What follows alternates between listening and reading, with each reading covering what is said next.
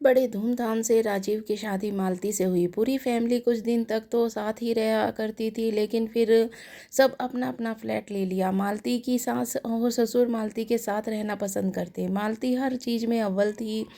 खाना बनाने की कला तो खूब थी। हर रोज़ कुछ चटक खाने की आदत थी, इसीलिए वे जैसे मायके से चटक बनाती वैसे ही ससुराल में मालती के खाने की तारीफ भी जमकर हुआ करती। मालती हर रोज़ कुछ ना कुछ नया बनाकर खिलाती करती सबको। शादी के 1 साल होते होते सब अब मालती के लिए नया नहीं बल्कि दिनचर्या जैसा हो चुका था।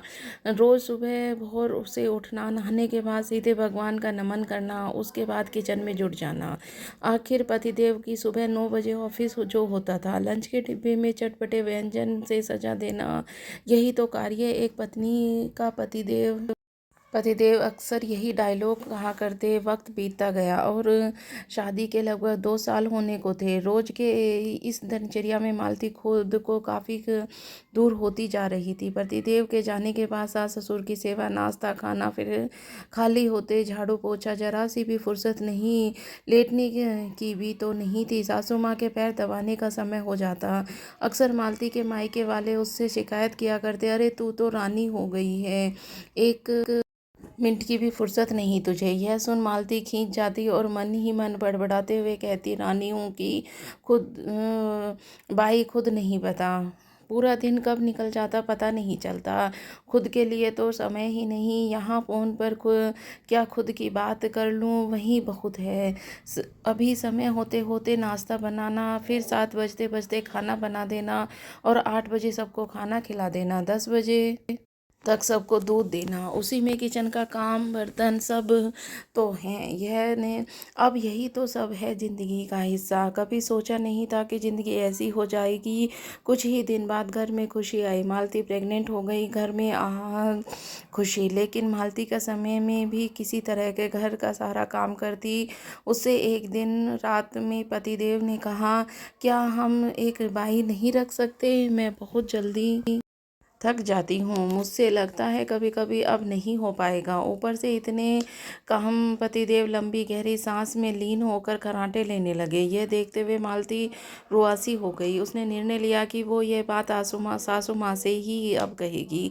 उसने कुछ महीनों तक तो झेला, अब बाद में दिक्कत ज़्यादा होने लगी तो उसने अपनी सासू माँ से कह दिया। सासू माँ तैयार हो गई, मगर सिर्फ झाड़ू पोछा और बर्तन धोने के लिए बाई मालती कुछ बोलती तो सासू माँ ने आदेश की तरह बोली, देखो बहू, खाना तो घर की लक्ष्मी के हाथों ही अच्छा लगता है। मालती ने दबे मन से हाँ कह दिया। ठीक है माँ, आप कम से कम इन्हीं ही रख दीजिए। बाई के आने से मालती का भार थोड़ा कम हुआ। मालती रोज की दिनचर्या की तरह कार्य कर कमरे में आ जाती। अक्सर बाई भी कभी आती कभी न आती। किसी तरह वक्त गुजर रहा था। इसी बीच पतिदेव को देर से घर आना आदत बन चुका था। मालती तब तक भूखे इंतजार करती जब तक पतिदेव आ नहीं जाते। आते तो 10 घंटा इधर उधर करते, तब खाते। अक्सर बाहर से ही खाकर आ जाते। मालती धीरे धीरे पतिदेव के इस सब रवैये से परेशान हो रही थी। भीतर ही भीतर खुद को अकेला महसूस कर रही थी। उसे जब पति का साथ चाहिए तब वो ऐसे में अकेले बैठकर उनका इंतजार करती। अब तो ये रोज का हो चुका था। मालती ने हिम्मत जुटा के एक दिन कह दिया, पतिदेव ने इतनी रात तक काम करवाते हैं तो तनख्वाह भी बढ़ेगी या बस? पतिदेव मालती से घुड़ाते हुए बोलते हैं, तुम अपने काम से मतलब रखो। मालती चुप होकर मुंह घुसा सो गई। कुछ दिन तक तो यह सब चलता रहा। एक दिन मालती की नज़र पतिदेव के फ़ोन पर पड़ी, जिस पर तड़ा नोटिफिकेशन की लाइट जल बुझ रही थी। पतिदेव ने इस समय बाथरूम में नहा रहे थे। मालती ने हिम्मत करके उनका फ़ोन उठाया और लॉक खोल ज्यों ही पढ़ा उसके होश उड़ गए। उस पर लिखा था, पतिदेव के देर रात तक आने का कारनामा। सब कुछ स्पष्ट दिख रहा था। मालती ने हिम्मत करके उस चैट को फ़ोन अपने मोबाइल में ले ली। पतिदेव के आहट से मालती वापस से चुपचाप बैठ गई। मालती की नम आंखें खुलकर लेना चाहती थी। आज जो उसने देखा वो उसे झुठला देना चाहती थी, मगर कहाँ आसमान होता है। कभी कभी हालात को संभालना, मगर महिलाएं हर हालत को पढ़ लेती हैं। पतिदेव बाथरूम से आते ही बोले, मालती खाना लगाओ, आज भूख नहीं लगी क्या?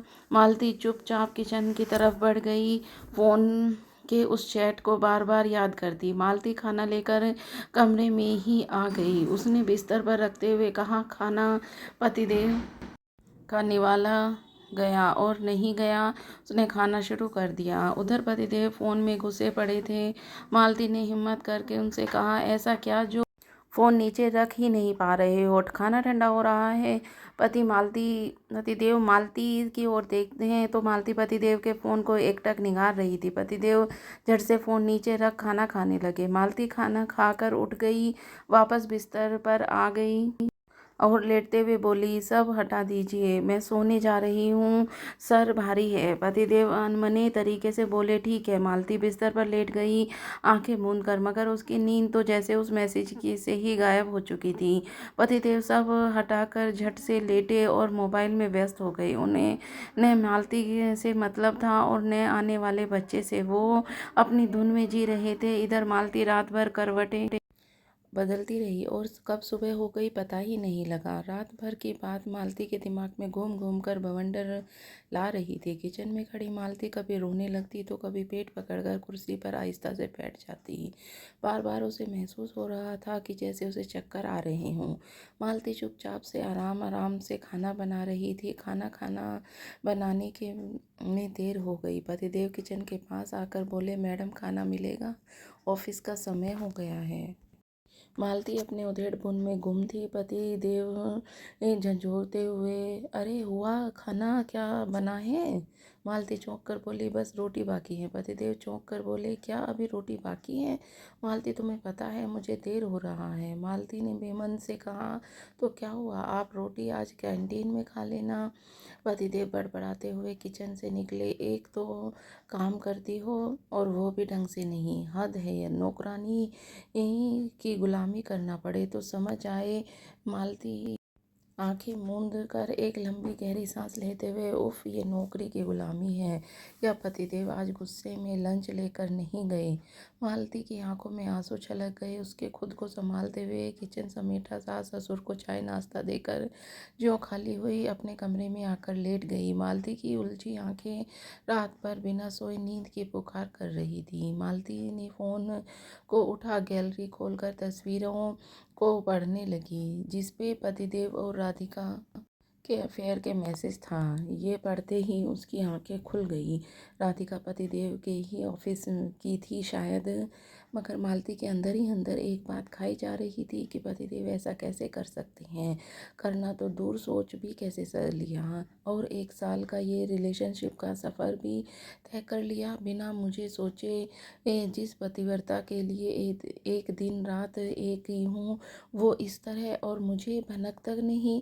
क्या एक पत्नी का काम सिर्फ और सिर्फ घर चूल्हा चौका सास ससुर संभालना लिखा है क्या? इसीलिए उसकी शादी होती है? पतिदेव का झूठ ऑफिस के ओवर टाइम करना हो रहा था। क्या ये है वो ओवर टाइम का काम? उन्होंने कभी ये भी नहीं सोचा कि जब मुझे पता चलेगा तो क्या होगा। मेरी हालत के बारे में जरा भी नहीं सोचा। यहाँ मैं किसी के छींक भी आ जाए तो जान लगाकर 1000 उपाय कर बैठती हूँ। कैसी ये अनबन है, उलझन है, समझ नहीं आता। ये 3 साल का रिश्ता ऐसा झूठ से बंधा है। ऐसा क्या कमी थी मेरे मैं 1000 तरह के पकवान बना खिलाती हूँ, उनकी हर बात को मानती हूँ, मगर बदले में मुझे क्या मिला? धोखा।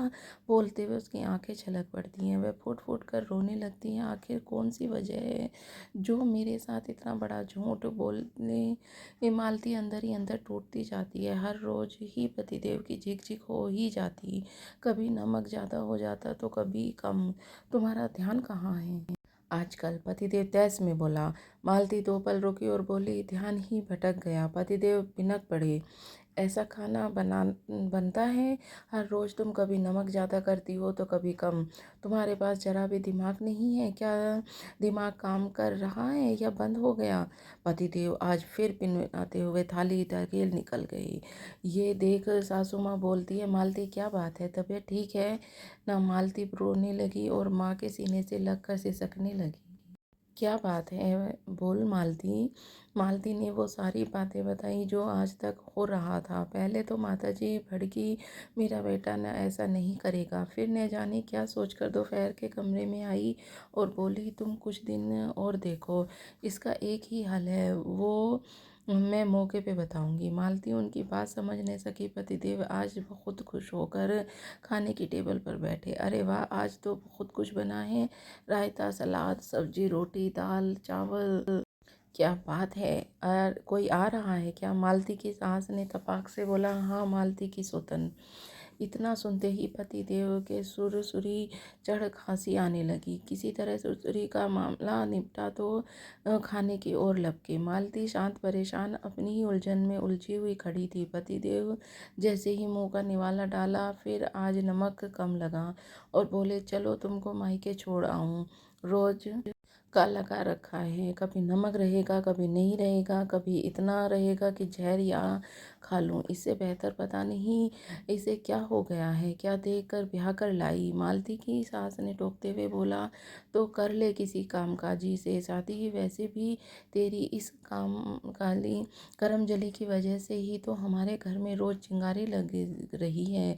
पतिदेव तेज आवाज में बोले, माँ क्या कब से उल्टा सीधा बोल रही हो तो तभी उनका अगला निशाना मैं थी और तुम रोज रोज का ड्रामा लगा रखी हो। खाना नहीं देना तो साफ साफ बोल दो, बाहर ही खा लूँगा।